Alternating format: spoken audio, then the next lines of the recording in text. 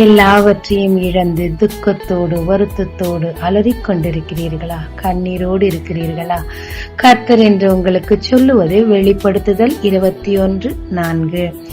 அவர்களுடைய கண்ணீர் யாவையும் தேவன் துடைப்பார். இனி மரணமும் இல்லை, துக்கமும் இல்லை, அலறுதலும் இல்லை, வருத்தமும் இல்லை, முந்தினவைகள் ஒழிந்து போயின என்று விளம்பியது. தேவைக்காக தேசம் விட்டு தேசம் வந்தவள். அவள் எதிர்பார்க்கவில்லை. கணவனையும் பிள்ளைகளையும் இழந்து போனாள். கூடவே ஒரு பொறுப்பு வேற, அதையும் கூட்டிக் கொண்டு வந்தாள். அவளிடம் மிஞ்சியது எல்லாமே கண்ணீர் மட்டுமே. ஆறுதல் சொல்லவும் அந்த இடத்தில் யாருமே இல்லை. வீடை சுற்றிலும் மரணம், துக்கம். இருதயம் அலறிக் கொண்டிருந்தது. வருத்தத்தோடு இருந்தாள். அவள் குழப்பத்தின் மிகுதியில் என்ன செய்வது என்று அங்கலாய்த்து கொண்டிருந்தாள். ஆனால் தேவனுடைய நகரத்திற்கு திரும்பலாம் என்று சொல்லி வந்தாள். கசப்பாக என்னை மாறாள் என்று சொல்லுங்கள் என்று சொல்லி முழுக்க முழுக்க கசப்போடு கூட வந்தார்.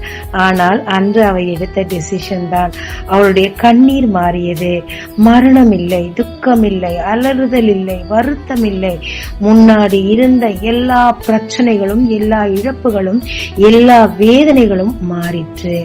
தேவன் எல்லாவற்றிலும் அவளை ஆசீர்வதித்தார்.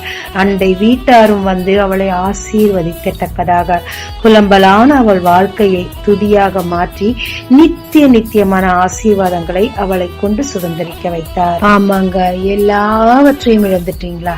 எல்லாத்தையும் இழந்துட்டீங்களா?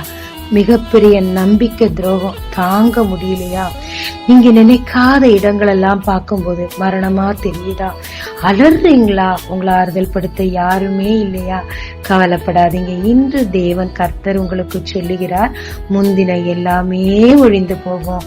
உன்னை புதிய ஆசீர்வாதங்களுக்குள்ளாக, நித்தியத்திற்கான ஆசீர்வாதங்களுக்குள்ளாக மகிழ்ச்சியா உன்னை நான் வைக்க போறேன்னு சொல்லி வாக்கு கொடுக்கிறார்.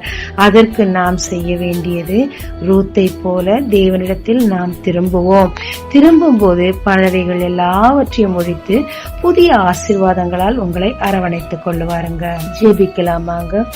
தேவரே, நான் என் துக்கத்திலே அமிழ்ந்து போகாதபடிக்கு திரும்பவுமாய் எழுந்து, கெட்ட குமாரன் மாறி எழுந்து உம்மிடத்தில் திரும்பத்தக்கதாக என் பழைய காரியங்களை மறந்து புதிய ஆசீர்வாதங்களை உமக்குள் மகிழத்தக்கதாக எனக்கு கிருபை தாரும். இயேசு மூலம் பிதாவே, ஆமென். இயேசு கிறிஸ்துவின் நாமத்தில் இந்த நாளில் உங்களை ஆசீர்வதிக்கும் ஜீசஸ் விஷ்